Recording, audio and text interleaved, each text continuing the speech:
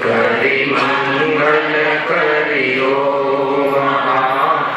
ગ્રંથ કરણ કો કાન જાતે મિલે સમાજ સર પાવે નિજ બદરાન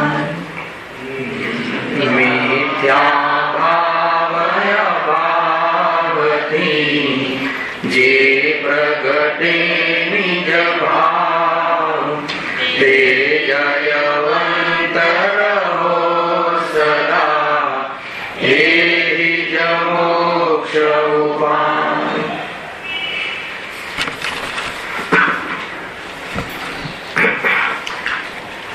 श्री मोक्ष मार्ग प्रकाशक ग्रंथ से बीजा अधिकार पर આપણે સ્વાધ્યાય ચાલી છે. ટીકાવાળી ગાથા જે ગુરુદેવની સાંભળી એ તો ગજબ છે. ખડી દિવાલની છે એ વાતમાં તો દમ નથી, પણ ખડી ખડીની છે એ પણ વ્યવહાર છે. ગજબના નિયમો, ગજબના સિદ્ધાંતો. જે જેનું હોય તે તેનું હોય એમ નહીં, જે જેનું હોય તે તે જ હોય. આ બધા સિદ્ધાંતો સ્વીટ મેમરી છે ગુરુદેવના પ્રવચનમાં. ઘર આપણું હોય તો હું ઘર જ હોઉં એમ એમ કેવું છે ત્યાં. વસ્ત્ર મારા હોય તો હું વસ્ત્ર જ હોઉં, જ્ઞાન મારું હોય તો હું ગાયક જ હોઉં. ગજબ છે નિશ્ચય વ્યવહારની સમજી શૈલેષભાઈ.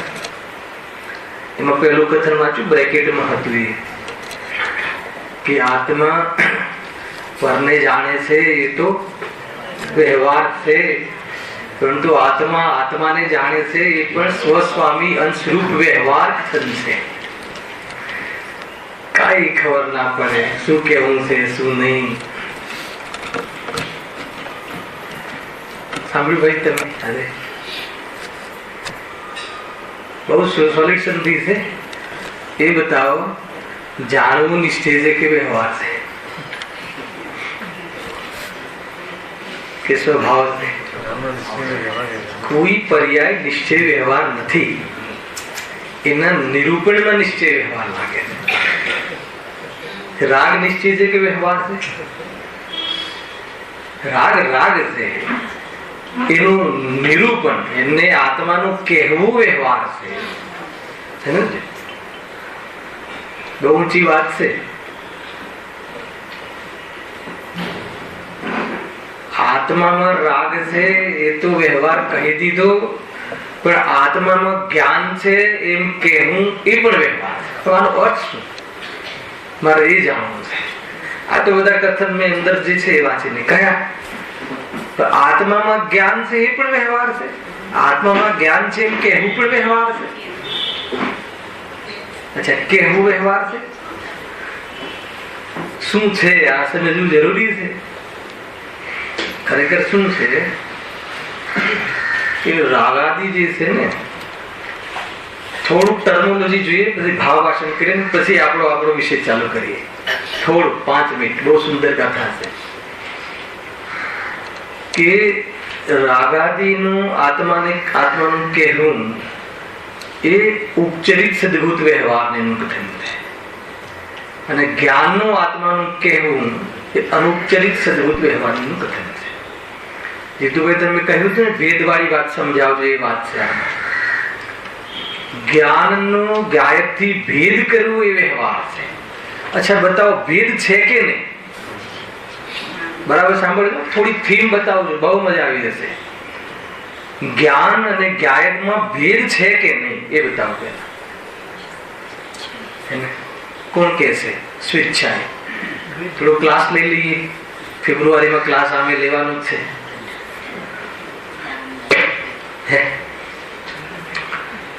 જ્ઞાન અને જ્ઞાન અને આત્મામાં ભેદ છે કે નહીં? સંકેત નથી. આચાર્ય કે છે જ્ઞાન ગુણ છે, જ્ઞાય દ્રવ્ય છે. ભેદ છે. ભેદ છે. ગુણ અને દ્રવ્યમાં ભેદ છે ને. ગુણોમાં ભેદ ના હોય તો અનંત સિદ્ધ નહીં થાય. સમજજો? તો પછી ભેદ શું વ્યવહારમાં શું કહેવું છે? ત્યારે ભેદ એટલે વિકલ્પ. ભેદ એટલે ગુણ ભેદ નહીં, ગુણ ભેદ નો વિકલ્પ શું વ્યવહાર એ લેવું છે. મૂળ વાત તો કે હું જ્ઞાનમયી છું એમ આત્મામાં જ્ઞાનનો ભેદ સમજવા માટે કર્યો. એ સમજવું, એ કહેવું, એ વિચારવું, એમ ચિંતન કરવું, એ બધો વ્યવહાર છે. જ્ઞાન આત્મામાં ભેદ રૂપે છે એ વ્યવહાર નથી, એ તો ધર્મ છે. આત્મામાં એક અને અનેક ધર્મ છે. અનંત ગુણાત્મક આત્મા એ આત્માનો ધર્મ છે. પણ એ અનંત ગુણો માટે, અનંત ગુણોનો વિચાર કરો. શાના માટે? આત્માને પામવા માટે આત્માનો વિચાર કરવો, ગુણોની ઓરથી એ સમજવું, એનો વિચાર કરવો, એ બધો વ્યવહાર. એ બધું છે કે નહીં? પૂર્વ પર્યાયમાં આત્માનુભૂતિ પહેલા આપણે બધા કરીશું કે નહીં? આ બધું કરી રહ્યા છીએ ને. પણ જે શુદ્ધોપયોગમાં છે, સાંભળજો વ્યવહાર કેમ, જે શુદ્ધોપયોગમાં છે અને જે પૂર્ણ શુદ્ધોપયોગનું ફળ પામી ગયા એવા અરિહંત અને સિદ્ધો છે, એમને આ તત્વોનો વિચાર, ગુણોનો વિચાર એવું બધું હોતું નથી. એટલે જે અંતમાં ન રહે એ આત્માનું છે જ નહીં. એટલે હોવા છતાં આત્માનું નથી, એટલા માટે આત્માનો એ તાત્કાલિક વ્યવહાર કીધું. આ થીમ છે. ખ્યાલ ના આવે તો ફેર પૂછજો. આ ખ્યાલ નહીં આવે તો ખડીની છે એ વ્યવહાર એ સમજમાં નહીં આવે. આ આત્માને જાણવું, હું ગાયક છું એમ જાણવું, એમ વિચાર કરવો, એમ સોચવું, એ બધો વ્યવહાર છે. કેમ કે જ્યારે અનુભૂતિ થાય છે ત્યારે આ વિકલ્પ હોતા નથી, અને જ્યાં સુધી આ વિકલ્પ હોય છે ત્યાં સુધી અનુભૂતિ થતી નથી. એટલે આત્માની અનુભૂતિના વિકલ્પો પણ વ્યવહાર છે એમ કહ્યું. આત્માના બારામાં આત્માના જ્ઞાન, દર્શન, ચારિત્ર આદિ ભેદ એટલે વિકલ્પ. ભેદથી જાણવો, ભેદથી સમજવો એ તો પૂર્વ પર્યાયમાં અપરમ પદમાં પ્રાપ્ત હોય છે. પ્રારંભિક ભૂમિકામાં જીવ હોય છે. આત્માનુભૂતિ ની સન્મુખ જ્યારે જીવ હોય છે, સમ્યક્તોની પૂર્વે જે પ્રક્રિયા છે અથવા પૂર્ણતા નથી એવા જીવો જ્યારે વિકલ્પમાં આવે છે ત્યારે આત્માના બારામાં આ રીતે વિચાર કરે છે, ભેદ કરીને. ઘણા લોકો પૂછે ને કે આત્માની અનુભૂતિ કરવા માટે શું કરવું? વાંચજો સ્વાનુભૂતિ દર્શન બેનસ્ટીન ચોપડી વાંચજો છે. બે જવાબ હોય છે એના રાખેલી. કયા બે જવાબ હોય? એ તો કે અનુભૂતિ નો જે વિષય છે એ સંબંધી વિચાર કરો. અનુભૂતિ નો વિષય શુદ્ધાત્મા, તો એનો વિચાર કરો કે ધ્રુવ છે, અનંત ગુણાત્મક છે, એનો વિચાર કરો. અને બીજું સ્વરૂપમાં સમાઈ જાઓ. સ્વરૂપમાં સમાઈ જાઓ તો કેવી રીતે સમાઈ જવાય? વાત તો એ ઉભી રહે છે. વાંચજો, બહુ સરસ સંદર્ભ ટર્મ્સ બતાવી. વાત તો એ કહ્યું ને કે આત્માને જાણવાનું નામ પણ આત્માને જાણ એમ કહેવું એ પણ સ્વસ્વામી અંશરૂપ વ્યવહાર છે. વાંચી લેજો. એટલે એ અસદભૂત, એ સદભૂત, અનુપચરિત સદભૂત વ્યવહાર છે. એ જ વસ્તુનો પણ ભેદ કરીને વિચાર કરવો. કેમ કે આપણું પ્રયોજન શું છે? સ્વરૂપમાં લીન થવું. અને આત્માના બારામાં પણ વિચાર કરીએ તો સ્વરૂપમાં લીન ત્યાં સુધી થતો નથી. પણ જે જીવ આત્માના સ્વરૂપમાં લીન થશે એની પૂર્વમાં આત્મા સંબંધી વિકલ્પ જરૂર છે. આ છે જ્ઞાન ભેદ શું વ્યવહાર. ભેદ એટલે વિકલ્પ લેવું છે. બીજું ભેદ કેવી રીતે છે? ગુણોનો ભેદ લીધેલું છે આપણે. આ જયારે આપણે ધજાનો પ્રોગ્રામ હતો ને લાસ્ટ ટાઈમ 2 વર્ષ પહેલા, ત્યારે મેં દ્રવ્યગુણ પર્યાય લીધું હતું. મને બરાબર યાદ હોય છે. હેલાયો કે નહીં? ભેદ કઈ રીતે છે? નામ ભેદ છે, સંજ્ઞા ભેદ છે, સંખ્યા ભેદ છે. કોણામાં? ગુણ અને ગુણી વચ્ચે. ગુણ અને દ્રવ્ય વચ્ચે નામ ભેદ છે. એકનું નામ દ્રવ્ય, એકનું નામ ગુણ. દ્રવ્ય એક છે, ગુણ અનંત છે. સંખ્યા ભેદ છે, પ્રયોજન ભેદ છે. પણ કયો ભેદ નથી? પ્રદેશ ભેદ નથી, વસ્તુ ભેદ નથી. જ્ઞાન ગુણ જ્ઞાયકમાં બહારથી લાવી અને પૂરવો પડે એવો નથી કે જ્ઞાન ગુણ જ્ઞાયક પર્યાયમાં અલ્પનિર્મન થાય તો જ્ઞાન ગુણ અસ્ત થઈ જાય એમ નથી. જ્ઞાન ગુણ જેમ સૂર્યમાં ગરમી છે, જેમ ગોળમાં મીઠાશ છે એવી રીતે જ્ઞાન ગુણ આત્મામાં સદાકાલ છે, એટલે એ જ આત્મા છે. પરંતુ વ્યવહાર કેમ? અરે એનો ભેદ કરવો હે ને. ભેદ બી આત્માનો એક ધર્મ છે, અભેદ બી આત્માનો એક ધર્મ છે. વસ્તુ ભેદ ભેદાત્મક છે. બતાવ એમાં ભેદ શું લેવો? એમાં ભેદમાં શું લેવું? ભેદ એટલે ગુણ અને દ્રવ્ય અન્ય અન્ય છે. કેવા નથી? પૃથક પૃથક નથી. શરીર અને આત્મા પૃથક પૃથક છે અને જ્ઞાન અને આત્મા અન્ય અન્ય છે. અંતર ખ્યાલમાં આવે છે. બહુ ઊંચી ગાથાઓ છે એને. મને તો આમ બી ગુરુદેવનું પ્રવચન ચાલે ને પછી એના ઉપર લેવાનો બહુ ભાવ આવે કે ભાઈ તે સ્ટાઇલ એ રીતની છે ને લાડમાં, એના પર જ પ્રવચન કરીએ છીએ. જબરદસ્ત વાત કહી નાખે છે કાયનું કાંઈ એક કથન કાયમાં. તો હવે એમાંથી તમે કાઢો, ગુરુદેવના પ્રવચનમાંથી જ નીકળશે. એમાં સીધું નથી નીકળતું. આપણે વાતચીત જે જેનું હોય તે જ હોય, તે તેનું હોય, એમાં તો ફરક પડી જાય. એટલું તે જ હોય. હવે વિચાર કરજો, આ મારું છે એમ કહેવામાં એ થઈ જશું આપણે. ખ્યાલ શું શું છે? ગુણ અને દ્રવ્ય વચ્ચે અન્ય પણ છે ને અનન્ય પણ છે. અન્ય કેવી રીતે? જ્ઞાન છે તે દર્શન નથી, દર્શન છે તે ચારિત્ર નથી, એ અપેક્ષા અન્ય છે. ખ્યાલ? પણ અનન્ય એટલે એ એક જ વસ્તુનું અભેદ, એક જ વસ્તુના તત્વ છે, એક જ વસ્તુની વિશેષતાઓ છે, એક જ વસ્તુની ગુણ છે, એક જ વસ્તુમાં છે. અભેદ પ્રદેશ ભેદ નથી. આમ તો બહુ મોટું ભેદ જ્ઞાન છે. આપણે એમ માનીએ છીએ કે નથી માનતા? ફટાફટ જયેશભાઈ બતાવો. આપણે એમ માનીએ છીએ કે નથી માનતા? આ જ્ઞાન ગુણ આદિ એક અભેદ અનન્ય રૂપ છે. આ બે વસ્તુમાં આપણી ભૂલ બતાવી દો. આપણે બે નથી માનતા, અનન્ય પણ નથી માનતા ને અન્યને પણ નથી માનતા. અનન્ય કેમ નથી માનતા? જ્ઞાન દર્શન સુખ આદિ એક અભેદ આત્મામાં છે એમ કેમ નથી માનતા? બતાવો. આપણને જ્ઞાન ક્યાંથી મળે? ગુરુમાંથી. બતાવો. સુખ ક્યાંથી મળે? શરીરે ફટાફટ. સુખ ક્યાંથી મળે? દુકાનમાંથી, ધનમાંથી, પત્નીમાંથી, રસગુલ્લામાંથી, ટીવીમાંથી. આપણે સુખ ક્યાં શોધીએ છીએ? અને અહીંયા શું કહે છે? સુખ અને આત્મા અનન્ય છે, અન્ય નથી, એક છે. તો જ્યાં સુખ હોય ત્યાં જોઈએ તો મળે કે બહારથી મળે? એટલે અનન્ય ને ન માને. હવે અન્ય અને અનન્ય એટલે એક અને અન્ય એટલે ભિન્ન. તો દર્શન જ્ઞાન ચારિત્ર ને અન્ય ન માન્યા. બતાવો કઈ રીતે? એ પણ સમજવા જેવું છે. માની લો કે કોઈ જીવ સમ્યક દૃષ્ટિ થઈ ગયો, ઠીક છે. હવે એ ભવે મુનિ ન થયો એ જીવ નહીં. સમ્યક દર્શન થઈ ગયું અને દુકાનના થડે બેઠું છે, તો આપણે શું કહીએ? આશાનું સમ્યક દૃષ્ટિ. તો દુકાને બેસવાનો ભાવ એ કયા ગુણની પર્યાય છે? ચારિત્ર ગુણની વિકારી પર્યાય.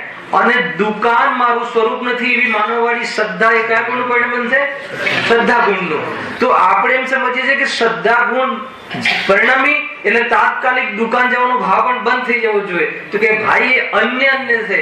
બધા ગુણોનું પરિણામ પૃથક ભિન્ન છે, સ્વતંત્ર છે. શ્રદ્ધા પહેલી વખતમાં પૂર્ણ થઈ જાય છે અને ચારિત્રના પૂર્ણતાનો ક્રમ અલગ છે. એટલે ગુણો બધા કેવા છે? અન્ય. આ દોષ આવી જાય ને તો જો અન્ય ન માનીએ તો ખાલી એક વિદ્વાન હોય તો પણ આપણે કેટલી બધી કલ્પના કરી નાખીએ છીએ એના માટે. આમ રહેવું જોઈએ, એને આમ રહેવું જોઈએ. વિદ્વાન ને, આપણે નહીં. એને આમ રહેવું જોઈએ, એને આમ બેસવું જોઈએ, આમ ઉઠવું જોઈએ. આપણે તો જેમ છે એમ આપણે તો બાદશાહ છે ને, ફર્સ્ટ ગુણસ્થાન. હા, અન્ય ન માને તો બહુ મોટો ફરક આવી જાય છે ભાઈ.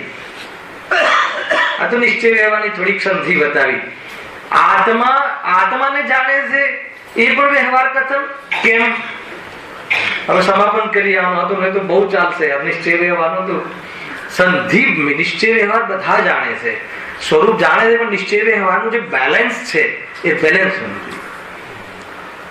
અત્યાર સુધી તમે એમ સાંભળ્યું છે કે પરને જાણે છે વ્યવહાર. આજના પ્રવચનમાં ગુરુદેવે નહીં, આચાર્ય ઉત્થાનિકામાં જ લખી નાખ્યું કે આત્માને જાણે છે એ સ્વસ્વામી સંબંધ રૂપ વ્યવહાર કથન છે. હવે બતાવ. અરે પરને જાણે અને સ્વને જાણે. સ્વ પર પર્યાય છે, સ્વ પર પ્રકાશક પર્યાય શક્તિ, સ્વ પર પ્રકાશક શક્તિ પણ કીધી અને સ્વ પર પ્રકાશક પર્યાયનો શુદ્ધ વ્યવહાર પણ કીધો. ખ્યાલ આવ્યો કે નહીં? શુદ્ધ વ્યવહાર કેમ?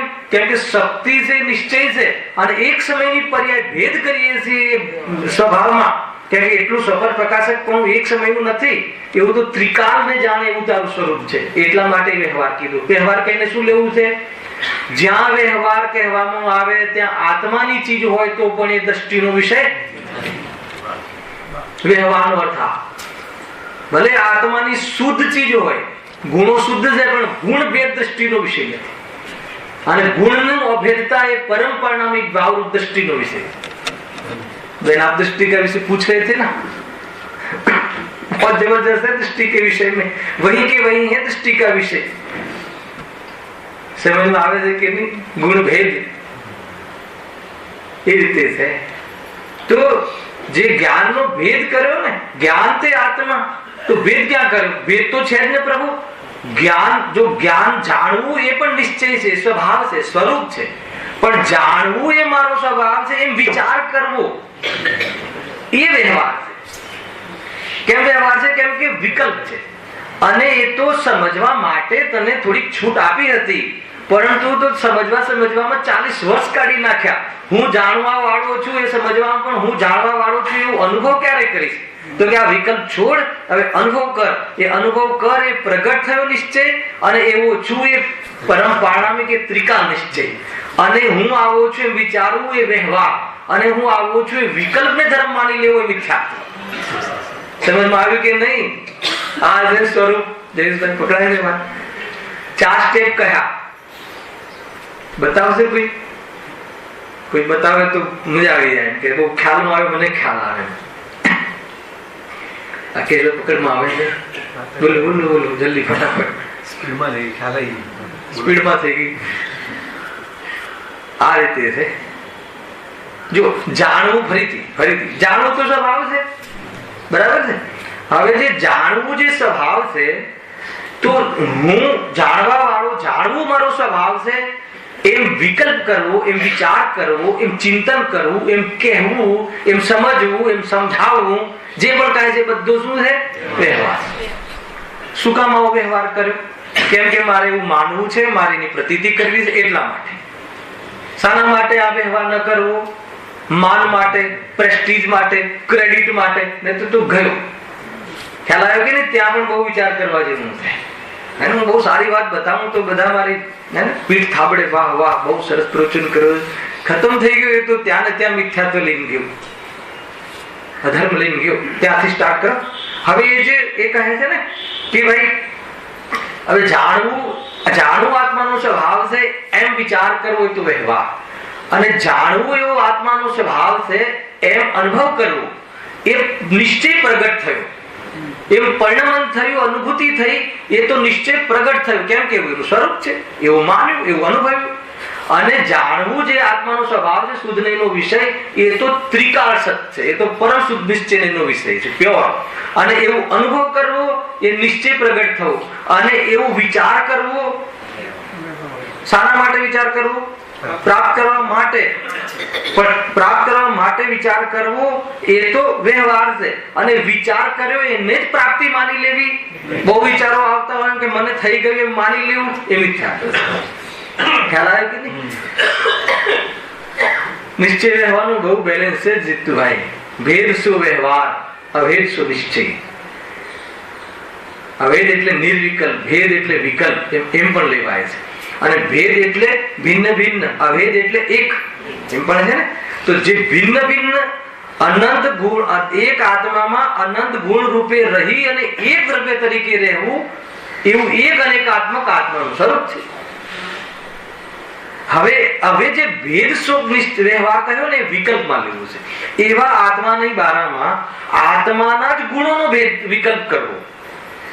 આત્માની પર્યાયો, નર નારકાદી પર્યાયનો પણ વિચાર કરીએ છીએ આપણે. તો રાગનો પણ વિચાર કરીએ છીએ. સમજવા માટે તો બધો વ્યવહાર છે. રાગનો પણ વિચાર કરીએ કે ના કરીએ? આશ્રવ તત્વનો કરીએ. રાગ છોડવા લાયક છે, રાગ દુઃખરૂપ છે, રાગ આમ છે તેમ છે. રાગનો વિચાર કરીએ કે ના?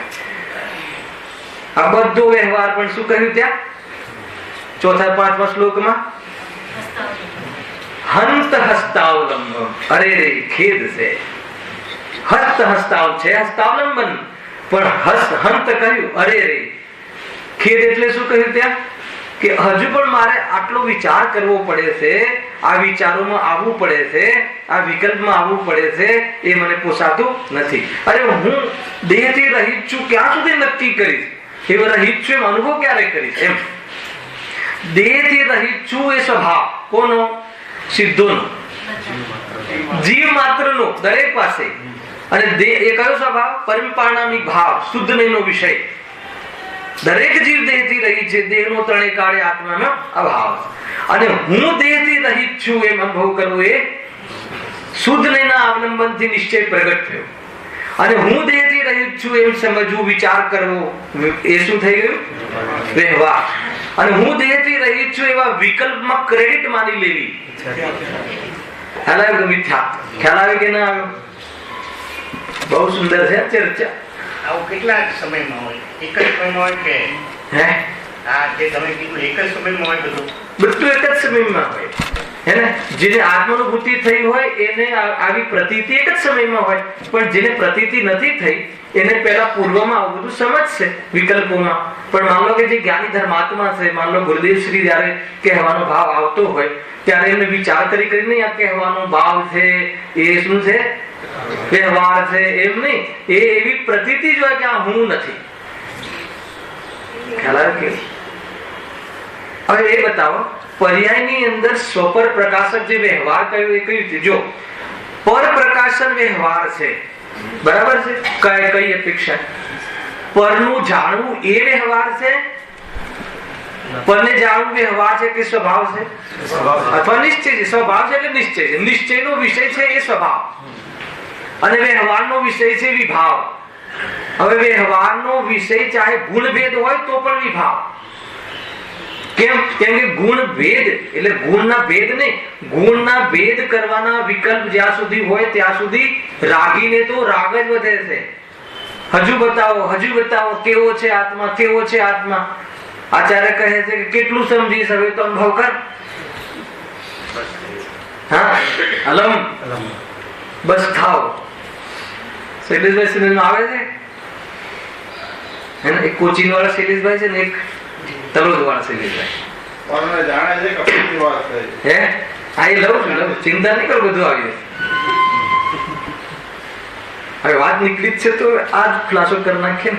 પરને જાણે છે ને એ બતાવો. પરને જાણે છે એ નિશ્ચય છે કે વ્યવહાર? અરે પરને જાણે છે એ તો શક્તિ છે આત્માની, આત્માનું સ્વરૂપ છે. એમ આત્મામાં ચાલ્યો છે. પણ એ પરને જાણે છે, જાણવામાં તું પરમાં આકર્ષિત થઈ જાય છે તો દોષ છે એક. બરાબર છે? હવે પરને લઈને જાણે છે એમ માને તો મિથ્યાત્વ છે. પરને જાણવા રૂપ એ આત્મા જ પરિણમે છે, આત્માનું જ પરિણમન છે, એ આત્મા જ છે. બરાબર છે? હવે એ આત્માનું જ્ઞાનને પરની ઓરથી ઇન્ડિકેટ કરવો, બતાવો, એ વ્યવહાર. ખ્યાલ આવે કે નહીં? હવે તમને ચિન્હભાઈ તમારા નાનું ઘરનું બાળક પૂછે કે ભાઈ આત્મા બતાવો, કઈ રીતે બતાવશો? હે? બતાવો બતાવો. અરે આટલો સરળ પ્રશ્ન છે. ગુરુદેવ બતાવેલું છે પેલા છોકરાને. હા, આત્મા બતાવો. તો કે જો આ બધું તું જાણે છે, હે ને? શું જાણે છે? હવે બતાવો. કે આ ઘર જાણે છે, પર બતાવ્યું કે ના બતાવ્યું? એ તો આત્મા છે. બીજો વળી કયો આત્મા? ખ્યાલ આવ્યો કે નહીં? તો પરને જાણવાનું પરિણમન છે, જ્ઞાનનું પરિણમન છે, આત્મા છે, એ બતાવવાનું છે. હે ને? અને એ જે પરિણમન થયું એ સ્વનું જ પરિણમન છે, એ સ્વપ્રકાશક છે. એક જ સમયની પર્યાય જે છે એ જાનન રૂપ છે. એને સમજાવવા માટે ભેદ કરીને સ્વ અને પર બે ભેદ કરવામાં આવે છે. આ થઈ ગયું ક્લિયર?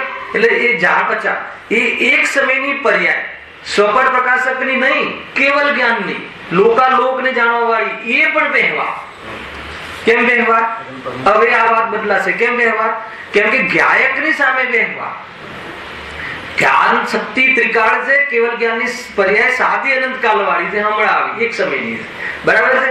તો એમાં વ્યવહાર શું કામ? પણ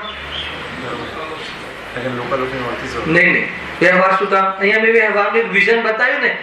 જે વ્યવહારનો વિષય બતાવવા પાછળનો ઉદ્દેશ એ છે કે દ્રષ્ટિનો વિષય નથી, એમાં અપનત્વ કરવા જેવું નથી. એને પોતાનું પરમનન્ટ સ્વરૂપ માનવા જેવું નથી. એટલે કેવલ જ્ઞાનની પર્યાય ક્ષણિક છે અને હું અનાદિ અનંત છું એટલે વ્યવહારના વિષયમાં લઈ અને એની દ્રષ્ટિ છોડાવી છે આત્માની સ્વભાવ પર્યાય. સ્વભાવ પર્યાય હોવા છતાં આશ્રયભૂત ન હોવાના કારણે એ પર્યાયને વ્યવહારનો વિષય કહે. એક તો એ કન્સેપ્ટ. અને કેવલ જ્ઞાન વ્યવહાર છે કે નિશ્ચય જાણવું એ અલગ વિષય છે. અને લોકાલોકને જાણવું એ પણ એ સ્વભાવ છે, પણ લોકાલોકની ઓરથી કેવલ જ્ઞાનને બતાવવું ભેદ કરીને એ વ્યવહાર છે. અને કેવલ જ્ઞાન આત્માની એક પૂર્ણ પર્યાય છે ભેદ કરીને બતાવવું એ પણ વ્યવહાર છે. એ સંબંધી બતાવવું, એ સંબંધી વિચારવું, એ સંબંધી જાણવું, એ સંબંધી વિકલ્પ કરવો એ બધો વ્યવહાર છે. અને એવી શ્રદ્ધા કરવી એ નિશ્ચય છે. અને એવી વસ્તુ છે એ પરમ શુદ્ધ નિશ્ચય નહીં છે. સમજમાં આવ્યું કે નહીં વાત? કન્સેપ્ટ ક્લિયર ના હોય તો પૂછજો એમ. હવે તમે એક ખડીની ખડી સાંભળજો, કાલે તમને આનંદ આવશે કે કન્સેપ્ટ શું છે, એની થીમ શું છે. વ્યવહાર કહીને શું પ્રયોજન બતાવવું છે? વ્યવહાર કહેવાનું પ્રયોજન એક જ હોય છે કે એ જે છે ભલે આત્માની ચીજો હોય પણ એ તારું પરમનન્ટ સ્વરૂપ નથી. કેવલ જ્ઞાનની પર્યાય આત્માનું પરમનન્ટ સ્વરૂપ નથી. કેમ? અરે હાલ નથી ને મારે તો પરમનન્ટ હોય તો હાલ હોય ને કેવલ જ્ઞાનની પર્યાય. તો પરમનન્ટ સ્વરૂપ કયું છે? કેવલ જ્ઞાનની શક્તિ, અનંત શક્તિ. હવે એવી અનંત શક્તિના ભેદ કરવા, ભેદ કરીને વિચાર કરવા એવા વિકલ્પ કોને નથી હોતા? અનંત સુખી સિદ્ધોને, કેવલીઓને, અર્યંતોને અને શુદ્ધોપયોગમાં બિરાજમાન જ્ઞાનીઓને. એટલે શુદ્ધોપયોગ વખતે આ જાતિના વ્યવહાર લોપ થઈ જાય છે. એટલા માટે મૂળ જે છે એ સ્વરૂપમાં લીન રહેવું એ જ વાસ્તવમાં પ્રગટ નિશ્ચય છે. અને સ્વરૂપમાં લીન થવા માટે જેટલો જ્ઞાનમાં યત્ન કરવો, વિચાર કરવો એ બધું વ્યવહાર છે. ચાહે બધી આત્માના વારામાં વિચાર કરવો કે ચાહે વિકલ્પને જ વ્યવહાર કીધું. વિકલ્પને વ્યવહાર કીધું એટલે વિકલ્પ નથી છે ને, પણ એ વિકલ્પ તો જતો રહે છે. વિકલ્પને વિચાર કહ્યો કેમ કે એ રહેતો નથી ને. જે વસ્તુ રહે નહીં એને આપણી માનવી કોને નથી રહેતો? શુદ્ધ ઉપયોગ વાળાને તો નથી રહેતો, પરંતુ આપણે પણ અશુભ ઉપયોગમાં જઈએ છીએ ત્યારે શુભ ઉપયોગ નથી રહેતો. જો આત્માની ચીજ હોય તો રહેવી જોઈએ. જે રહેતી નથી કાયમી એ આત્માની ચીજ.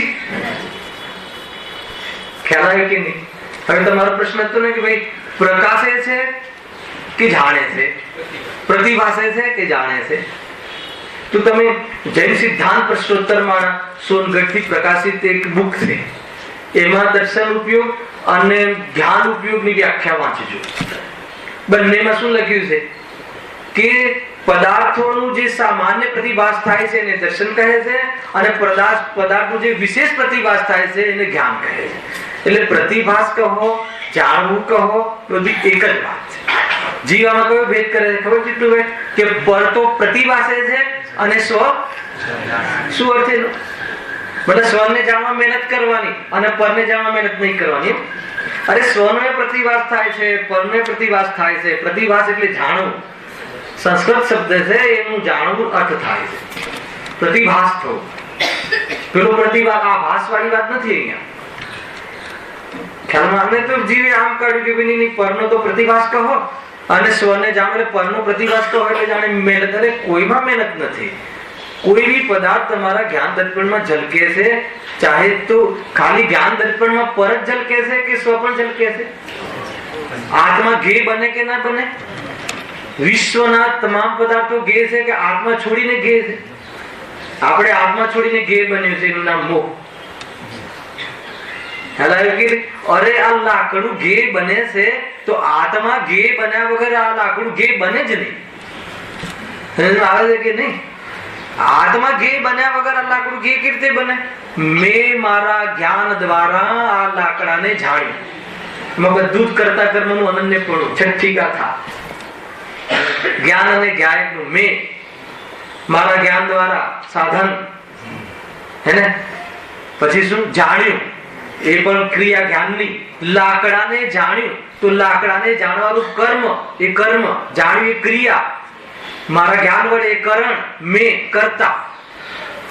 ખ્યાલ મેં કરતા એ પણ આત્મા, જ્ઞાન વડે કરણ એ પણ જ્ઞાન સાધન, જાણ્યું ક્રિયા પણ જ્ઞાનની, મેં મારા જ્ઞાન વડે લાકડાને જાણવું એ કર્મ. તો એ લાકડાને જાણવાનું કાર્ય કોને પ્રાપ્ત થયું? જ્ઞાનને પ્રાપ્ત થયું. તો બતાવો એમાં લાકડું ક્યાં આવ્યું? લાકડું ક્યાંય આવ્યું? ન આવ્યું તો શું રહ્યું? જ્ઞાન જ જ્ઞાન રહ્યું. એટલે એક વાસ્તવમાં જ્ઞાનનું પરિણમન જ છે, જ્ઞાનમાં દિવ્યતા છે. ખ્યાલ આવે કે નહીં? આ બધા ન્યાયના વિષયો છે ભાઈ. ન્યાયના વિષયો પણ ભણવા પડશે. પરીક્ષા મુક્ત કરીને એક બુક છે ને, એ સિલેબસમાં લેવી જોઈએ. એમાં બધા ન્યાયના વિષય છે. ન્યાયથી સિદ્ધિ કરો, હેતુ આપો. હેતુ વગર કોઈ સિદ્ધિ નહીં કરવી. બસ એમાં કે નથી જાણતો ને જાણતો એને બે પાર્ટીઓ, એક ન જાણવા વાળી પાર્ટી, એક જાણવા વાળી પાર્ટી. અને અહીંયા તો આ કઈ કઈને થાકી ગયા સર્વ વિશુદ્ધ જ્ઞાન અધિકારમાં આચાર્ય કુંકુદેવ ને ગુરુદેવ કે પરને નથી જાણતો, જાણીશ તો પર મારામાં ઘૂસી જશે એમ માને એ પશુ છે કે નહીં? પશુ કહ્યું. અને કોઈ પરને જાણવાની પાછળ લાગી ગયા કે પરને જાણે જ છે સિદ્ધિ. શું સિદ્ધિ કરી છે? અરે સ્વપર પ્રકાશક પર્યાયનો સહજ સ્વભાવ છે, જ્ઞાની અજ્ઞાની બધાનો. બસ ફરક એટલે છે કે ફરક એટલો છે કે આ જે જાણવાનો સ્વભાવ છે એ જાણવાનો સ્વભાવ મારો છે ન માનતા પરના કારણે મેં જાણ્યું, અને પર જાણવામાં આવ્યું એમાં પર મારું માની લીધું. એ બધું મિથ્યા. ભૂલ ત્યાં છે. ભૂલ જાણવામાં, ભૂલ તો સ્વભાવ તરીકે તો કોઈનામાં ભૂલ નથી. જેવું સિદ્ધોમાં સ્વપર પ્રકાશન છે એવું એકેન્દ્રિય ઝાડના જીવનો સ્વપર પ્રકાશન છે. શક્તિ પણ એવી છે અને પ્રવૃત્તિ પણ એવી છે.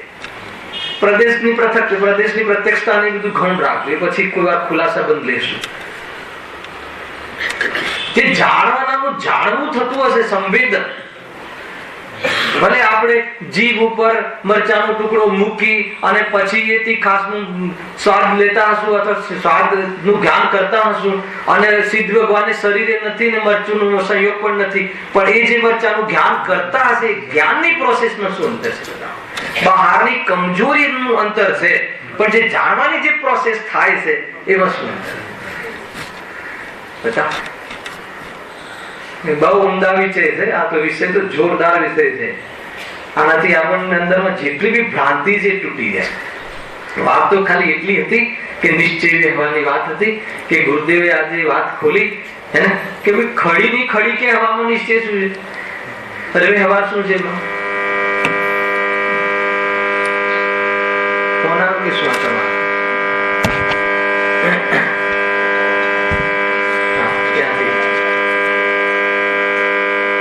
શું કહ્યું? ખડીની ખડી જે કહી, આત્માને જાણવા વાળું, જાણવાનો સ્વભાવ આત્માનો કહેવું, આ જ્ઞાન સ્વને જાણે છે એમ કહેવું. અત્યાર સુધી તો ઝઘડો આનો હતો કે પરને જાણે છે વહેવા, આજે તો કહી દીધું સ્વને જાણે છે વહેવા. બોલો હવે શું કહેશો? કોની જોડે જઈને લડશો? એટલે સ્વરૂપ ખ્યાલ નથી હોતું, એની મોમેન્ટ, એના ઉદ્દેશ, એના વિઝન ખ્યાલ આવે. આટલી ચર્ચા પછી એટલો ખ્યાલ આવી જવો જોઈએ કે સ્વને જાણવું એમ કહેવું એ વ્યવહાર એટલે શું? જાણવું એના નિશ્ચય છે કે એનો વ્યવહાર છે? હે ને? આત્માને જાણવો એમ ભેદ કરવો. ભેદ એટલે શું? વિકલ્પ. એમ વિકલ્પ કરવો. વિકલ્પ શું કામ કરીએ છીએ? સ્વરૂપ જાણવા માટે. આત્મા અને શરીર બે એવા દૂધ અને પાણીની જેમ મિશ્ર છે કે એમાં અલગ કરવા માટે લક્ષણ ભેદ કર્યો. લક્ષણ ભેદ કરીને આત્મા શરીરથી જુદું છે એમ સમજવા માટે કર્યું. પછી એમ સમજીને શું કરવાનું એ બતાવી દો. એ વાત આપણે અટક્યા છીએ સૌથી પહેલા. આટલે સુધી તો ગુરુદેવે કમાલ કરી જ નાખી, આપણને બતાવી દીધું બધું કે જ્ઞાન જે છે જ્ઞાયકમાં તન્મય છે. કોનું? જીવ માત્રનું. શરીરમાં અનાદિ કાલથી એના સમીપમાં એક ક્ષેત્ર અવગા રહેવા છતાં જ્ઞાન દેહ પર પ્રભાવ ન કર્યો અને દેહે જ્ઞાન પર પ્રભાવ ન કર્યો એવું આત્માનું જ્ઞાયકનું સ્વરૂપ છે. કેમ? કેમ કે જ્ઞાન એ જ્ઞાયકથી અભિન્ન છે. એમ બતાવીને જ્ઞાયકને દેહથી ભિન્ન બતાવ્યો, જાણ્યો, સમજ્યા, બધું કર્યું. હવે શું? What next? હવે શું? આપણે બધા સમજ્યા કે દેહ જુદો છે, પછી દેહ જુદો છે મારાથી એમ આત્માની શ્રદ્ધા કરવી. એને છઠ્ઠો શ્લોક છે સન્નિસારનો. આત્મા જે છે એ અનુભવ કરવો, એવું જે અનુભવ થવો એ મુખ્ય છે. એટલે હવે વિકલ્પને છોડ અને હું આવો છું એમ અનુભવ કર એમ કહેવું એ પણ વ્યવહાર છે, ઉપદેશની ભાષા છે. એવું અનુભવમાં જેને આવે તો એ રીતે જે જીવી વસ્તુનું સ્વરૂપ છે અનુભવ કરી લીધો, નિશ્ચય પ્રગટ થઈ ગયો, વાત ખતમ. હવે એને વિકલ્પ કરવાની જરૂર છે કે નહીં? હા, પણ જો એને પૂર્ણતા પ્રાપ્ત ન થઈ હોય અને રાગાદી હજુ એના પર્યાયમાં રહ્યા હોય તો અગર વિચાર કરવાનો અવસર આવશે તો આજ કરશે. અને વિચાર કરવાના અવસર પછી ઓર પુરુષાર્થ વધીને પૂર્ણતા થઈ જશે. પછી ભગવાનને વિચાર કરવો પડે, દેહ અને આત્મા ભિન્ન છે એ રીતે. આ એ રીતનું સ્વરૂપ છે. આમાં કોઈને પ્રશ્ન હોય તો પૂછજો, અને તો વિષય ચાલુ કરું છું હવે આગળ. જો કયા પેજ ઉપર છે આપણે? 43. જબરજસ્ત વિષયો આવે છે સમિશારની અંદર. તો મોક્ષમાર્ગ પ્રકાશકનો આપણો જે ચાલતો વિષય છે પેજ નંબર 43 ઉપર ખરેખર આત્મા અને કર્મનો સંબંધ અનાદિનો છે. સમજજો કે સંસારમાં એવું ક્યારેય ન બને કે એકલો આત્મા હોય ને એકલા કર્મ હોય. બને એવું કોઈ બી કોટીનો જીવ પહેલા ગુણસ્થાન થી લઈને 14મા ગુણસ્થાન સુધી હોય તો બધું જ ચાલી ગયું છે, હે ને?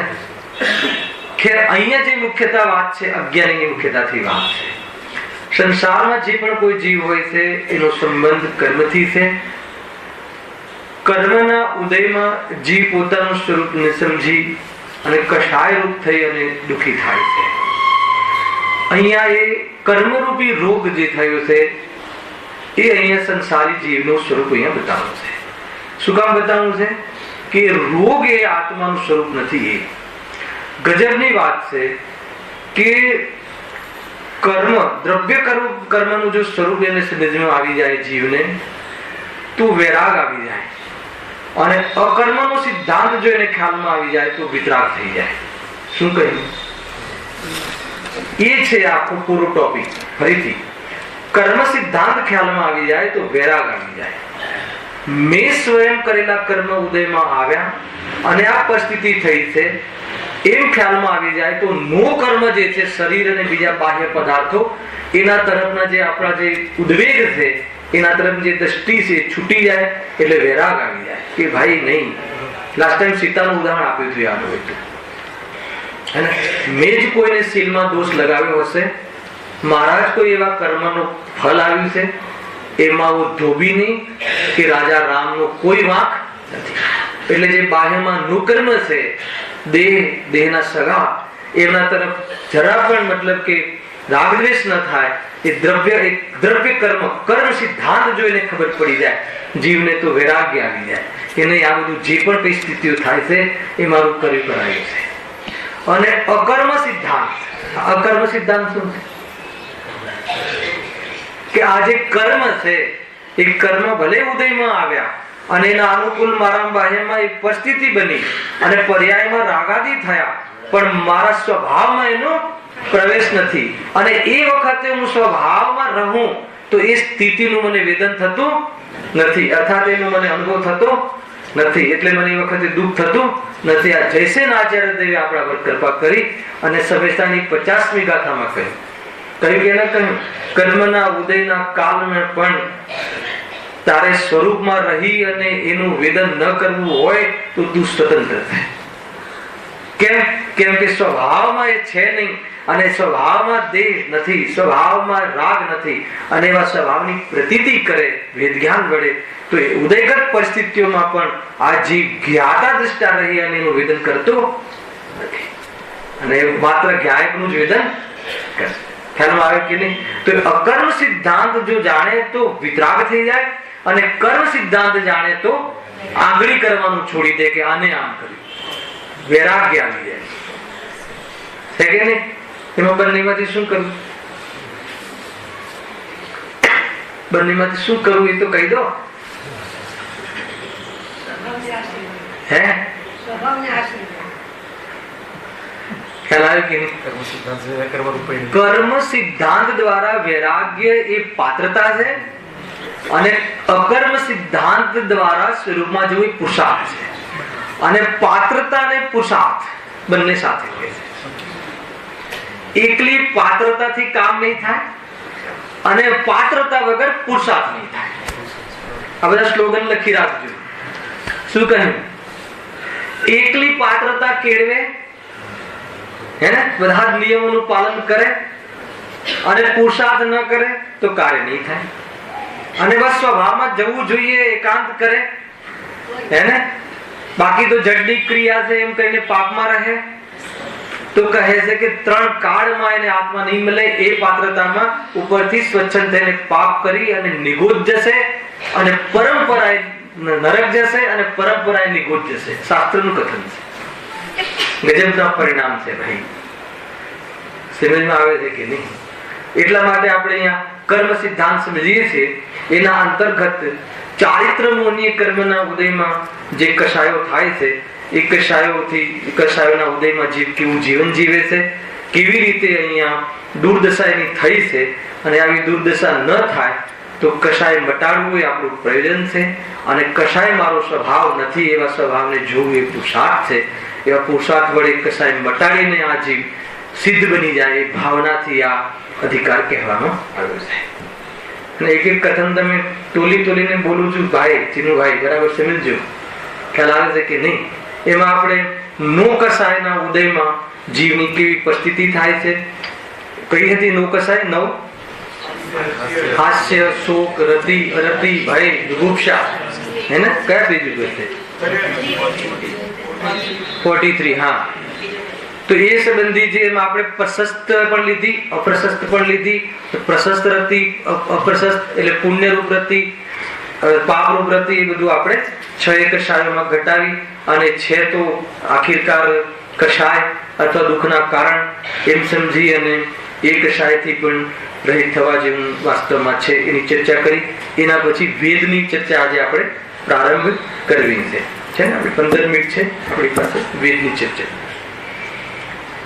એમ હાસ્યાદિક 6 જાળમાં તથા વેદના ઉદયથી તેને કામ પરિણામ થાય છે. આ કોની ચર્ચા છે? સંસારની અંદર ચારિત્ર મોહનીયમાં ચારિત્ર મોહનીય કર્મમાં નો કસાય કર્મના ઉદયમાં જીવની થતી દશા. કેટલી બધી ચીજો કહી હલાવે કે નહીં? આ સંસારમાં મોહનીય કર્મના ઉદયમાં, એવા પણ ચારિત્ર મોહનીય કર્મના ઉદયમાં, નો કસાય કર્મના ઉદયમાં જીવની થતી દશા. કેવી દશા? દુર્દશા. તથા વેદના ઉદયથી તેને કામ પરિણામ થાય છે. આ વેદ શું છે? વેદ લાસ્ટ ટાઈમ થોડુંક ઈશારો કર્યો હતો કે જે આ વેદ જે છે એમાં 2 ભેદ છે. એક દ્રવ્ય વેદ અને એક ભાવ વેદ. તો નામકર્મ શરીરના ઉદયથી જે પુરુષ, સ્ત્રી અને નપુંસક એવા જે શરીરની રચના જે થાય છે એને દ્રવ્ય વેદ કહે છે. એ તો ખ્યાલ આવી ગયો? એમાં કઈ સમજાવવા જેવું છે ફરીથી. પણ એ કયા કર્મના ઉદયથી થાય છે? નામકર્મ, હે ને? જે અત્યારે ઓલા ભ્રૂણ હત્યા થાય ને, ભ્રૂણ હત્યા ખ્યાલ છે કે નહીં? સૌથી મોટામાં મોટી હિંસા. એ માતાને પોતાના બાળકને મારી નાખવાની જે કષાય આવે એ કેટલી તીવ્ર કષાય હોય.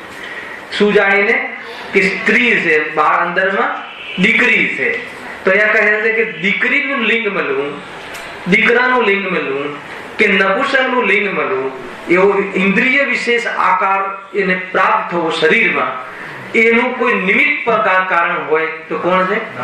નામકર્મ. સમજમાં આવે છે કે હવે નામકર્મના ઉદયથી દ્રવ્ય વેદને પ્રાપ્ત થાય છે.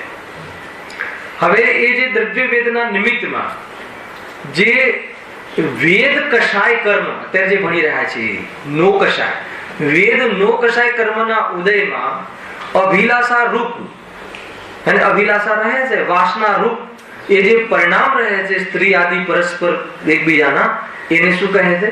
ભાવવેદ કહે છે. સમજો, એક એક વસ્તુ આગળ આપણે વધી રહ્યા છે. એમાં જે દ્રવ્ય વેદ છે એ દ્રવ્ય વેદ તો તે ભાવ પર્યંત ત્રણમાંથી એક જ હોય છે. અને દ્રવ્ય વેદ અને ભાવ વેદની જે સમાનતા છે, દ્રવ્ય વેદ ને ભાવ વેદ નું પેલા શું ટ્રાન્ઝેક્શન છે એ થોડું વાંચી લઈએ, પછી હું સમજાવું. જો અહીંયા વાંચું છું,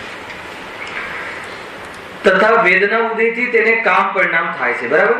ત્યાં સ્ત્રી વેદના ઉદયથી પુરુષના સાથે રમવાની ઈચ્છા થાય છે, પુરુષ વેદના ઉદયથી સ્ત્રી સાથે રમવાની ઈચ્છા થાય છે, અને નપુંસક વેદના ઉદયથી એક સાથે બંનેની સાથે રમવાની ઈચ્છા થાય છે. ખ્યાલ આવે આમાં શું કેવું થાય છે? એટલે દ્રવ્ય વેદ પુરુષ છે, લિંગ પુરુષ છે, બરાબર છે.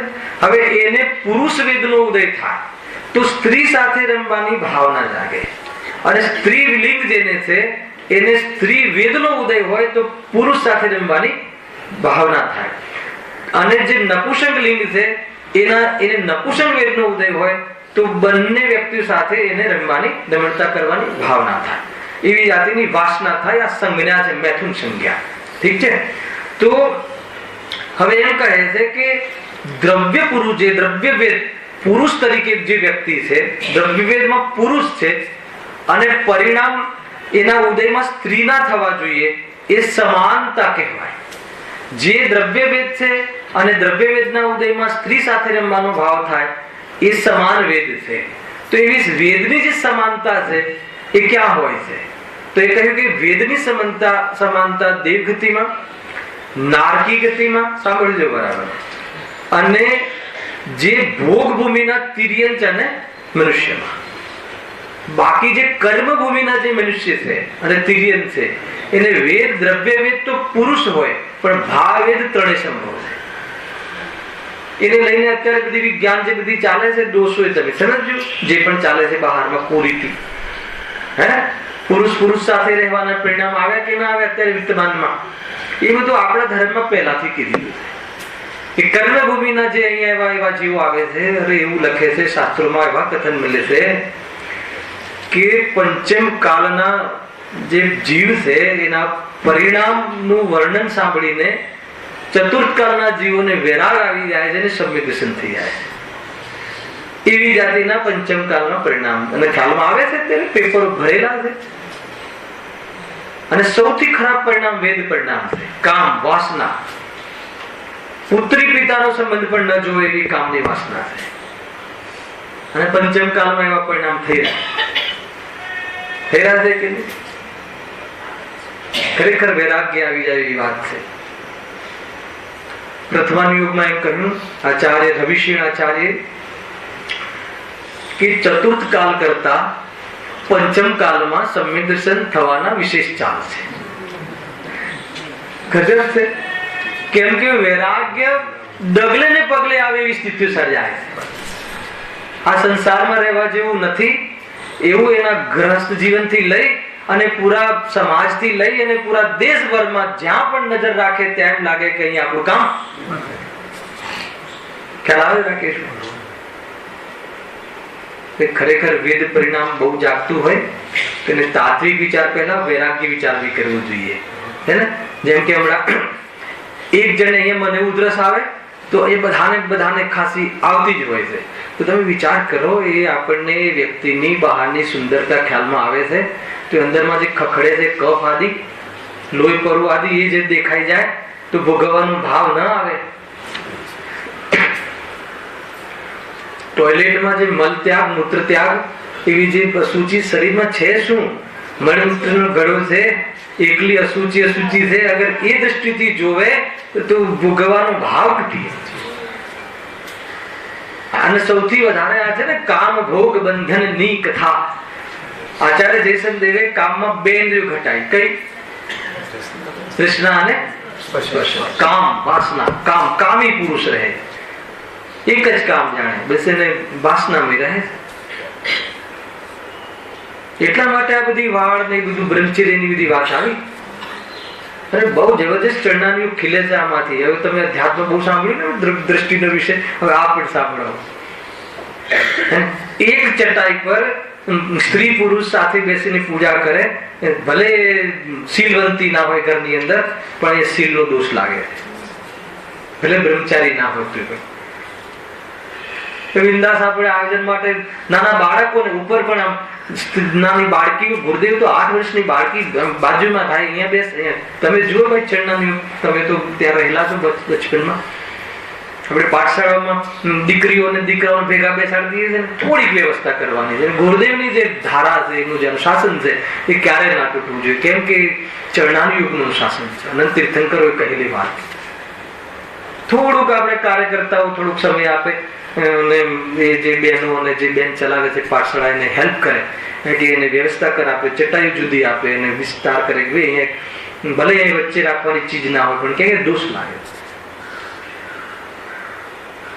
અને પરિણામ બન્યું ને આજે 8 વર્ષ 9 વર્ષના બાળકો વચ્ચે રેપ ના બધા પ્રસંગો આવવા લાગે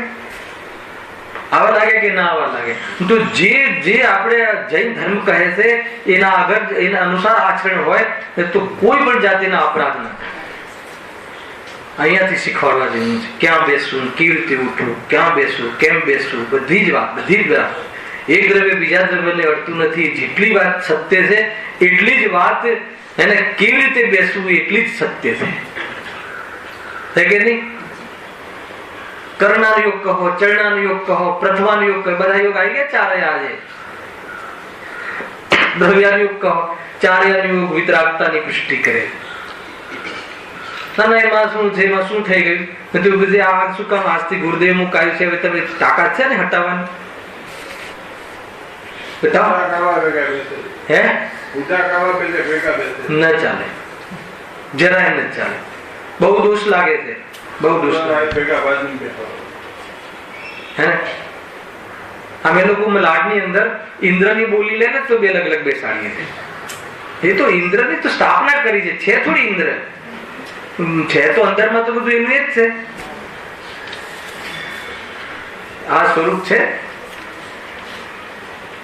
ઘણી બધી વાતો છે. હમણાં ઉપર આપણે કહ્યું તો બેલ વગાડીએ છીએ આપણે, હવે આવી જ છે વાત તો કહી દઉં થોડીક.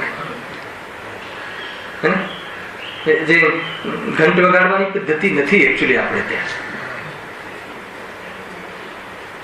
બહુ જોર જોરથી પૂજા બોલી અને બીજાના જ્ઞાનમાં જ્ઞાનાવળી કરવાનું બંધ પડે છે.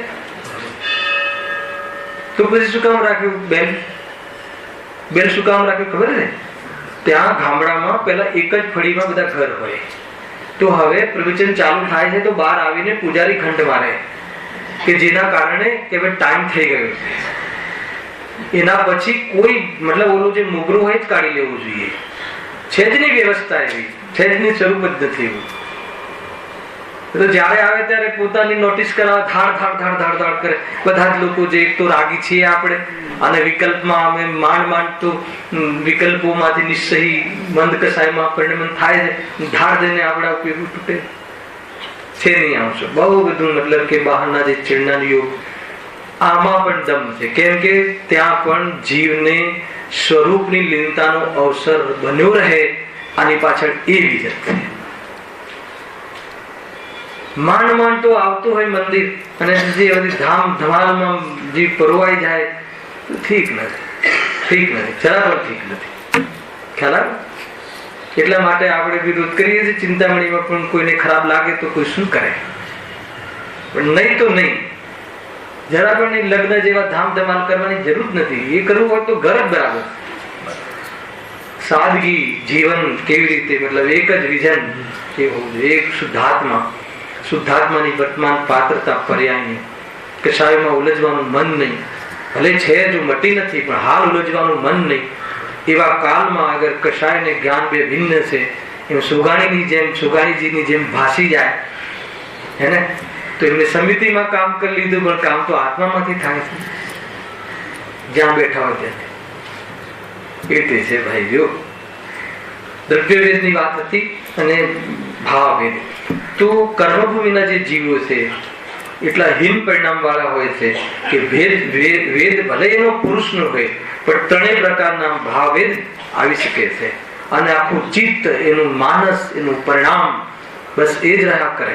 ખ્યાલ આવે કે નહીં? અને એના પોષણ માટે ટીવીમાં એવી જાતિના પ્રોગ્રામો, MTV ની ચેનલો જોવે, એના માટે એવી જાતિના નૃત્ય જોવે, એ બધું જ આમ આવી જાય. કામ પરિણામ ખાલી પ્રવૃત્તિ માત્ર મત સમજો કે એવી જાતિના પેપરોમાં ફોટા જોવે, જોઈ રહેવાનો ભાવ આવે, એ વખતે વેદ પરિણામનો ઉદય છે. અને એવા વેદ પરિણામનો ઉદય હોય જ્યાં શરીર સ્પર્શમાં અતિ ઇન્દ્રિય આનંદનું પરિણામ હોય, ત્યાં અતિન્દ્રિય આનંદની વાત રહેતી નથી. સમજમાં આવે જીતુભાઈ? ચરણાયુગની વાત આવે ને ખબર નહીં અહીંયા આપણે તો બસ એમ નથી. અને આ તો બહુ પ્રેક્ટિકલ છે. જો માથે કેવું મગજ ગમી જાય, તમે બધા ત્યાં ઉપયોગ રોકાઈ જાય છે. અને મન ત્યાં લાગી જાય તો પછી એ મનને તો ગ્રાઉન્ડ મળે તો પછી એ તો કમાલ કરી નાખે. કશાય મળી જાય પરિણામને, ને જ્ઞાનનો વ્યવસાય ત્યાં ચાલી જાય તો બહારમાં નો કર્મની જરૂર થોડી છે. એ પરિણામ અને પરિણામમાં જ ભોગ પરિણામમાં રહે, અને એનું મન એટલું વિચલિત રહે, અપરાધી રહે, અને એવા કઠોર કર્મમાં અવેદી જે આત્મા છે એ પ્રાપ્ત થવું બહુ મુશ્કેલ છે. ખ્યાલ આવે છે કે નહીં? અને કેવા અપરાધો કરાવી દે છે એ પરિણામ. એ પરિણામ જેમ વધતું એની ડિગ્રી વધે, પછી એને કોઈ દેખાય નહીં કે આ બાળકી છે, કે આ બેન થાય, કે આ કજીન થાય, કે આ તે થાય, કે આ તે થાય, કે પછી એને એ બાજુનું જે છે ને અંધકાર આવી જાય. શામાં? જ્ઞાનના વિવેકમાં. અને અંધકાર આવી જાય અને મોહ જાગૃત થઈ જાય વિશેષ, અને પરિણામ એનું ખેલ કરી નાખે અને અપરાધી બની જાય. આ થાય વેદ પરિણામ. આ નોકશાય છે.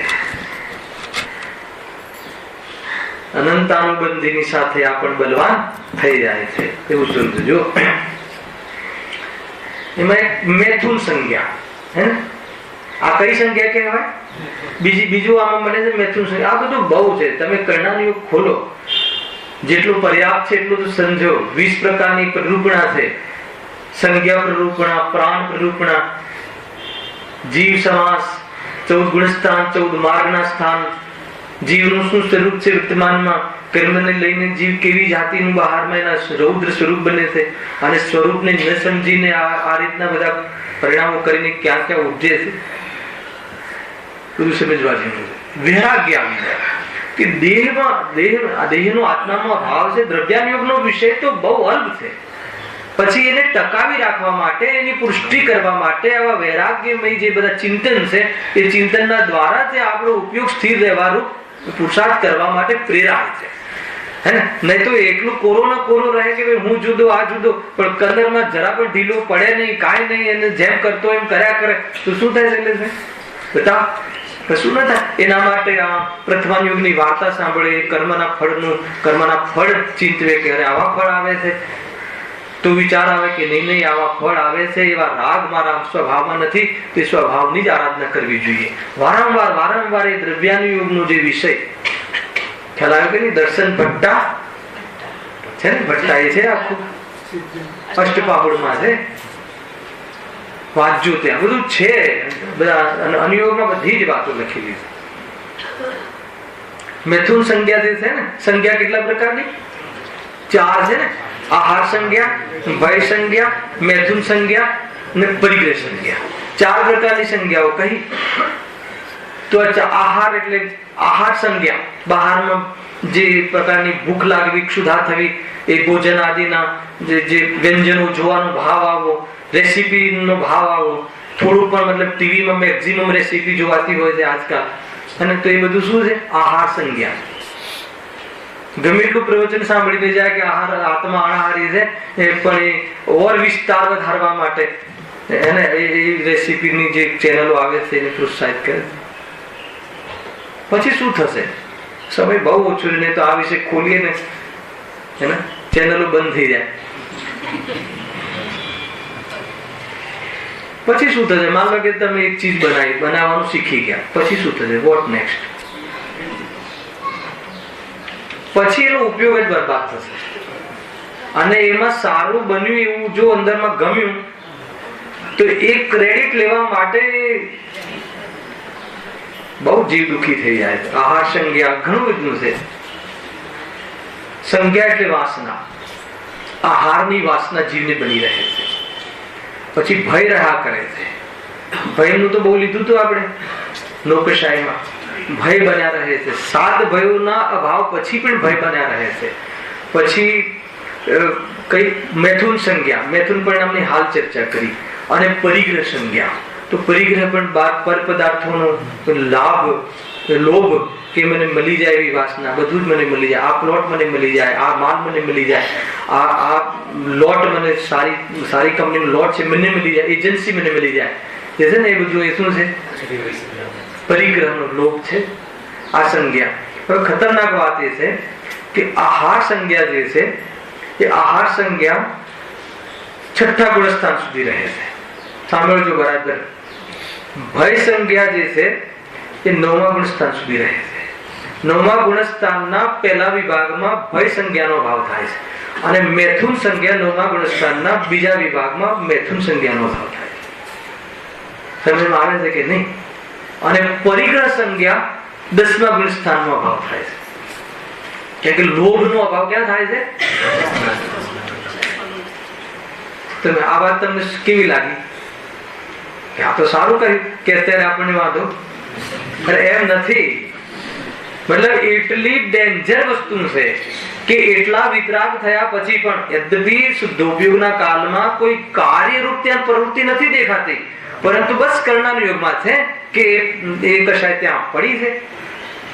એની કોઈ પ્રવૃત્તિ નથી હોતી. શુદ્ધોપયોગમાં મુનિરાજ હોય, શ્રેણી ચડતા હોય છે, પણ એનો અભાવ ત્યાં થાય છે. બંધ વિક્ષુપ્તિ ત્યાં થાય છે. જીતુભાઈ, સમજવા જેવી વાત છે. એટલે જે દ્રવ્યવેદી પુરુષ છે એ 7મા ગુણસ્થાનમાં પ્રવેશ કરી શકે છે. સ્ત્રીવેદી પુરુષ જે સ્ત્રી છે એ 5મા ગુણસ્થાન સુધી રહે છે. અને નપુંસક છે એવી 5મા ગુણસ્થાન સુધી છે. આવી રીતનો પુરુષાર્થ કરી શકે છે. આ વાસના જે છે મારું સ્વરૂપ નથી એવી શ્રદ્ધા થઈ જાય અને પછી તે લેવલની તે પ્રકારની અનંતાનુબંધી વાસના મટી જાય. પછી અપ્રત્યાખ્યાના વડે વાસના મટી જાય. એવા ક્રમ આપણે આગળ ભણ્યા છીએ. તો આ રીતે છે. મુનિરાજને એટલા માટે જો ઉપશમશ્રેણી ચડ્યા હોય અને મુનિરાજ 6થા 7મામાં પાછા આવે અને જો ઉપયોગ ત્યાં વધારે ખુલી જાય મૈથુનનો, તો લગ્ન કરી લે. મુનિ દીક્ષા છેદી લે છતાં સમ્યક દૃષ્ટિ. બન્યું કયા મુનિરાજ? માર્ગનંદી મુનિરાજ. જબરજસ્ત જ્ઞાની, ધર્માત્મા અને શાસ્ત્રના તો જ્ઞાતા. કોઈ વ્યક્તિએ કોઈ પ્રશ્ન પૂછ્યો એક આચાર્યને, કોઈ મુનિરાજે કે આનું સમાધાન ક્યાં થશે, તો એ આચાર્ય કહ્યું કે એક માર્ગનંદી કરીને મુનિરાજ છે જે અત્યારે ગ્રસ્ત જીવનમાં ઘૂસી ગયા છે અને તો એમને આનો ઉકેલ, એનું સમાધાન કરશે. અને એની પાસે ગયા અને જ્યારે એ માર્ગનંદી જ્યારે કુંભારની છોકરી જોડે લગ્ન કરીને ત્યાં રહેતા હતા, મુનિ અવસ્થામાં ને ગ્રસ્ત જીવનમાં, પીછી ત્યાં માલડા પર લટકાવી રાખેલી. અને ઓલા વ્યક્તિ જે મુનિરાજ આવીને પૂછે છે કે અમને બધું પૂરું વૃતાંત કહે છે કે અમને આચાર્ય શ્રી અહીંયા તમારી પાસે મોકલ્યા છે. તો એમને એમ થયું કે હજુ પણ હું મારી મુનિ અવસ્થાની ચર્ચા હજુ પણ થાય છે. એટલો ભાવ આવ્યો, તાત્કાલિક ત્યાંથી ઉભા થયા, પીછી લીધી, દીક્ષા લીધી અને એ ભય મોક્ષ રહ્યા. પછી પત્નીને પૂછવા પણ ન રહ્યા. શું જીવની તાકાત હોય છે, શું જીવનું સ્વરૂપ હોય છે, શું ચૈતન્યનું સ્વરૂપ છે. સમજમાં આવે છે કે નહીં? જ્યારે વેદ પરિણામ આવે ત્યારે કમાલ કરી નાખે, ધમાલ કરી નાખે, અને વેદ પરિણામ મટે ત્યારે કમાલ કરી નાખે. હલાવે કે નહીં?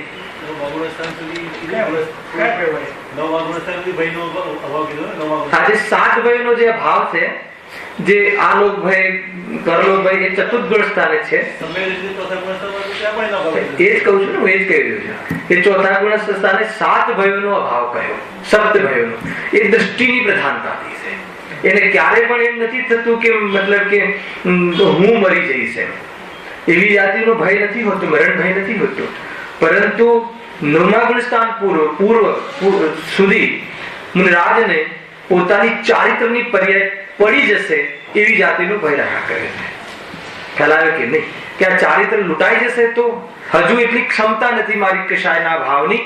9મા ગુણસ્થાન અબુદ્ધિપૂર્વકનો રાગ રહે છે. 6થા ગુણસ્થાનમાં મુનિરાજનું આ જે સ્વરૂપ લૂંટાઈ ના જાય એટલા માટે એ મહાવ્રતનું પાલન કરે છે. એવો ભય રહ્યા કરે છે એમને પણ. અને થયું જ ને, આ થયું કે ન થયું, શેરીમાંથી ચડીને પાછા આવ્યા અને લગ્ન કરી લીધું તો ચોથા ગુણસ્થાને આવી ગયા. તો એ સાતમા ગુણસ્થાન વાળી વિતરાગતા ન રહી. વિચાર તો કરો કે ભય રહ્યો કે ન રહ્યો. તો એવી જાતિનો ભય રહે. ફાલતુ બહુ નથી, ભય નથી હોતા. ત્યાં મારું ચારિત્ર ખંડિત થઈ જશે એવી જાતિનો ભય, એવી જાતિની ખટક રહે છે. છતાં પણ ત્યાં કોઈ એવી જાતિનું કાર્ય નથી દેખાતું. હવે મેથુનનું કાર્ય મુનિનાથને શું દેખાય? છતાં પણ કર્ણાનું કહે છે કે એમને આ પરિણામ છે, વાસનામાં પડ્યું છે, એમાં સત્તામાં પડ્યું છે, ક્યારે ઉદયમાં આવી જાય ને. એટલા માટે તો 9 વાળ ને આ બધું શું કામ રાખ્યું છે? એટલા માટે રાખ્યું. કશાય પર ભરોસો ન કરવો. વ્યક્તિ પર ભરોસાની વાત નથી, કશાય પર ભરોસો ન કરો. પોતાની કશાય પર ભરોસો ન કરો. પોતે જ એવી રીતે ઉઠવું બેસવું રહેવું કે કશાય ક્યારે ખુલી જાય એનું નામ વાસ્તવમાં પોતાના કશાય પર ભરોસો ન કરવો એનું નામ વ્યવહાર છે. અને સ્વભાવ પર ભરોસો કરવો એનું નામ ધર્મ છે. શું કહ્યું? કસાય પર ભરોસો ન રાખવો તો નિયમ પાલન કરશે કે નહીં, હું એકલો કોઈ પણ સ્ત્રી સાથે ક્યારે બી તત્વ ચર્ચા પણ નહીં કરું. મારો નિયમ. કેમ કે મારા કસાય પર ભરોસો નથી. ક્યારે વાત કરતા કરતા કરતા પરિણામ આંખમાં આંખ મળી જાય અને વાત ખોટી બની જાય. ખ્યાલ આવે છે કે નહીં? બધી જ વાત છે ભાઈ. 5 ફૂટથી દૂરથી વાત કરવી, આહાર લેતા મતલબ કે પુરુષ દ્વારા આહાર લેવો, આ બધું શાના માટે છે? કેમ કે હજુ જે કશાયનો અંશ છે એ કશાય ખુલી જાય અને વધી જાય તો જેટલી પરિણતિ પ્રાપ્ત થઈ છે, જે લેવલ આવ્યું છે એ લેવલ પણ. એટલા માટે કશાય જે છે એ કશાય મટાડવા જેવી છે. એનાથી ભયમાં રહેવું, કશાયથી ડરવું એ વ્યવહાર. જે જીવ કશાયથી ડરે છે એ નિયમનું પાલન કરે છે. અને જે સ્વભાવનો ભરોસો કરે છે એ પુરુષાર્થ છે. અને સ્વભાવનો પુરુષ જે નિર્ણય કર્યો છે એમાં પરિણતિ જેમ જેમ વધારે ઝૂકે એમ એમ જે આ કશાય વધતી જાય છે. અને 9મા ગુણસ્થાન પછી કોઈ ભય નથી રહેતો. પછી તો સહેજાનંદી